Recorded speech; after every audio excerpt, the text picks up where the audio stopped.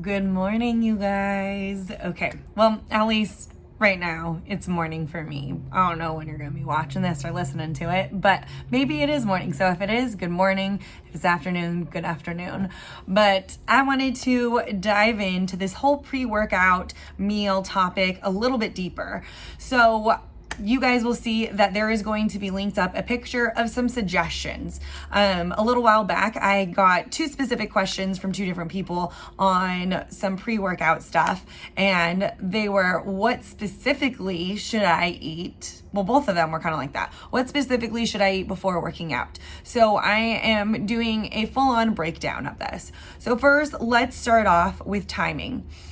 No matter what, you probably want to eat anywhere between 1 to 2 hours before you work out. If you are someone that can digest food really well, or you've been eating food before you work out, you might be able to get away with 30 minutes before. But you do want to have something in your system so that you have fuel for your workout and you're not running on empty. Now, if you have a harder time breaking down and digesting food, or if you've ever done a workout and you can feel that food in you, that's a pretty good indicator that you might need to pull that away or push that to 2 hours before you work out versus the 1 hour before. Now, this also really depends on what you're eating. If you have something like a shake, think about it, a shake, whether it's a protein shake or, you made up some concoction at your house, that is already broken down into a liquid form. And when you eat something that is a whole food, you start salivating, you break it down and grind it with your teeth to basically make it into as close to a liquid form as possible. That makes it easier for your body to break down.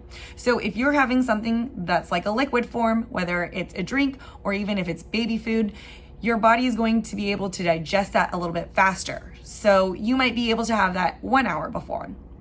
But if you're having an actual meal that you are going to have to chew through and turn into its own liquid form, you might want to push that closer to an hour and a half, 2 hours later, because it's going to take longer for your body to really absorb that and then use that as fuel later on. So that should give you a little bit of help of how many hours before you should be working out. This has one big but to it. If you are working out at the very early morning, let's say 5:30 a.m., not very many people are hungry. People are kind of just like on the go, like, shoot, I just woke up, gotta throw my clothes on, gotta go and work out. And when we kind of wake up in that stress state, our body doesn't get to go through its natural form. It's already in that fight or flight response, and hunger cues are turned off. So that's why a lot of people are like, well, I don't feel very hungry when I wake up. And I get it. So people who are coming in at 5:30 in the morning do not have to eat an hour to 2 hours before, because let's get real. Who wants to wake up at like 3:30 to eat their food and get ready to work out? Nobody does. I don't know. If you do, that's you, and I'm not hating on you. But for the majority of people out there, they don't want to wake up at 3:30 in order to get their meal in. So your last meal before you eat, whether that's dinner, it might be like a pre-bed snack, is going to be technically your pre-workout meal. So everything that I'm about to talk about when it comes to how much you need to eat and the type of foods that you need to eat is going to be applied in your last meal before you go to bed, whether that's dinner or, like I said, that pre-bedtime snack. All right, so in the post that I had, we talked a lot about what are the foods that you should not eat. So definitely go by that. But then I was asked, well, then what the heck should I eat? So if we are going to be doing a pretty intense workout, there's a couple things that you want to have. It's protein and it's carbs, because our body uses carbs as fuel for intense workouts. If you are going to do a low-paced workout, you don't have to worry necessarily about getting a bunch of carbs and skipping out on the fats. This is also why something like the keto diet works really well for people who are distance runners or swimmers or rowers, but are doing really long, slow pace exercises. However, keto diet doesn't work the best for people who are doing a lot of high intensity workouts, because they don't have enough carbs in their muscles and in their body to fuel them for their workouts and to also help them recover so that they can go hard the next day. Let's break this up piece by piece. I'm going to start with 5:30 a.m. in the morning. Like I said, your workout, your last meal before you go to bed is going to be your pre-workout meal. Now, because it is such a long duration of time, you can have fats in your dinner or I keep on saying pre-workout because that's what we're talking about, or pre-bedtime snack. But you definitely want to have some sort of meat if you're doing this at dinner, or some sort of protein, some sort of carb, some sort of fat. Ideally, this is all high quality stuff. Your carbs can be a mix of vegetables, and it can also be a mix of some sort of carb that breaks down fast. So you're thinking like bread, rice, yams, potatoes, those sorts of things. But you can also have some high quality fats in there, whether you're getting that from oil, grass-fed butter, avocado, but something that's going to make you feel good. Ideally, this isn't something like Buffalo Wild Wings that has a lot of fat in them that is going to make you achy because they're high in inflammatory fats.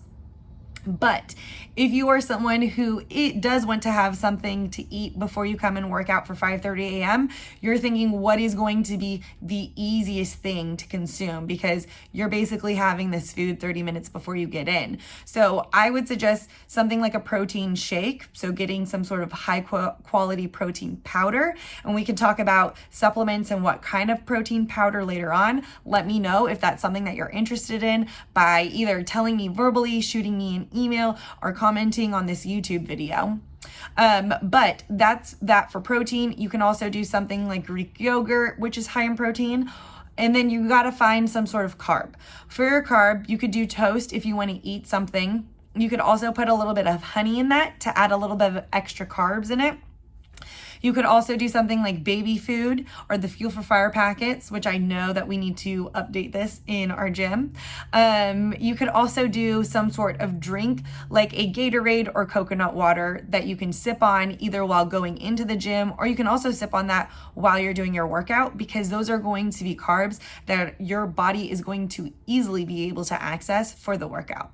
Now, for someone who's working out more at like 8 a.m., 9 a.m., you have a little bit more wiggle room to wake up and get a meal in. So if this is you, my suggestion is doing, once again, some sort of protein. My favorite is egg whites. If you really like to have regular eggs, you can totally add in an egg and that's going to be fine. However, you don't want to just do all eggs, because eggs are actually higher in fats. So you kind of want to watch out for that. You can also do, once again, something like a Greek yogurt or a cottage cheese. And then for your carbs, if I was doing some sort of eggs, I would do potatoes. I love potatoes in the morning. So there's an example of that. If you're doing the yogurt, you can add in some sort of berries and maybe agave or granola or honey. Those are kind of like the staples there that work really well with yogurts. A side note for you guys. Breakfast does not always have to be stereotypical breakfast. Totally feel free to play around and try something that you might have at dinner instead for breakfast. So you can do some sort of chicken or rice. You can also do shrimp.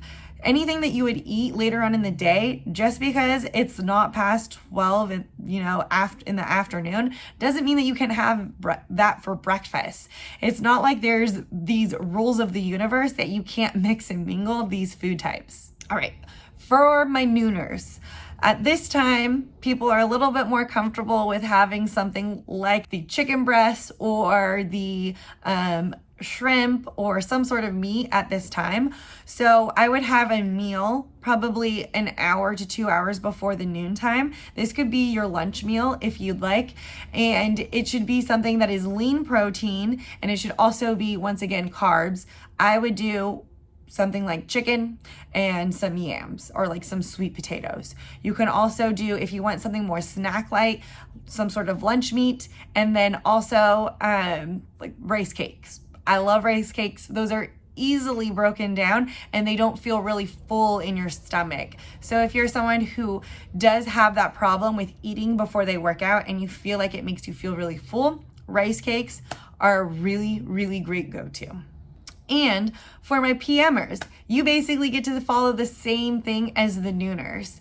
Another little side note here, or another source that you can use as fuel that's really easy, Kodiak cakes. Make sure that you get the Kodiak cakes though that have the protein in them.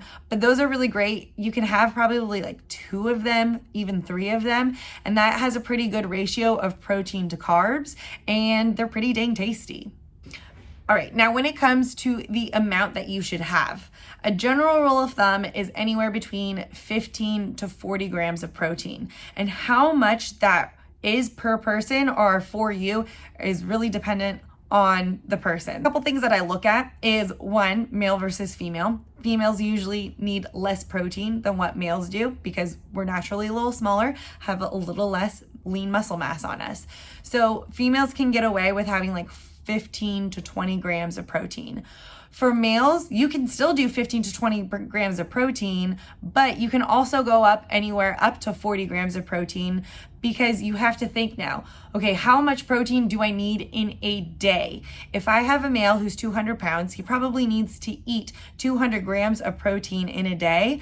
And that means at some point, a meal is going to have more than 20 grams, unless you're eating like 6 meals. That math doesn't even add up. But unless you're doing like 10 meals of 20 grams, which no one out there is eating 10 meals, you're going to have a higher protein gram ratio in some of your meals. So doing that around your workout times is a really great idea because your body is breaking down your muscle when you work out. So why not make sure that it has enough protein in there so it doesn't break down too much, and also put a good amount in your post-workout so that you're recovering whatever you did break down in your workout. Same thing goes for carbs. Now here is a big aha moment, hopefully for some of you guys. There are a ton of people who are really scared of carbs. And I'm here to tell you that you should not be scared of carbs because, like I mentioned earlier, the type of workout that we're doing uses carbs. If you are someone that is really nervous about having carbs, your workout time is the best time to have carbs. So it's a great introduction or reintroduction of carbs if you have been taking them out of your diet. So once again, I would have some carbs before you work out and also after you work out to recover your body. Once again, how much you have is really dependent to the person. There's a bunch of different research out there. If someone's really trying to lose weight or lose body fat, you could do a 1-to-1 protein to carb ratio, meaning if you had 20 grams of carbs, you can have 20 grams of carbs. Did I say carbs and carbs? If you had 20 grams of protein, you can have 20 grams of carbs. But ideally, we're getting a 1-to-2, meaning that if you have 20 grams of protein, you're going to need 40 grams of carbs. For someone who's working out for an extended period of time, we can even up this to a 1-to-3 ratio and give them some sort of carb drink in the middle of their workout to replenish them while they're working out. And once again, super dependent on the person. I'm looking at how much does someone need to eat in a day? And if their goal is body recomposition, I am going to give them a lot of their carbs or most of their carbs around this pre-workout, intra-workout, and post-workout area so that we're using it to recover their body and we're using it properly as fuel. Because ideally, a ton of carbs isn't best in the beginning of the day if you're going to be sitting right after you eat them, because your body's more likely to store that as fat, which isn't what a lot of people's goals are. So that's kind of the nitty-gritty details of it all. However, yes, it's really dependent on the individual person and what their goals are. So if you kind of have more questions about how much you might need, let me know and we can kind of look into that a little bit more.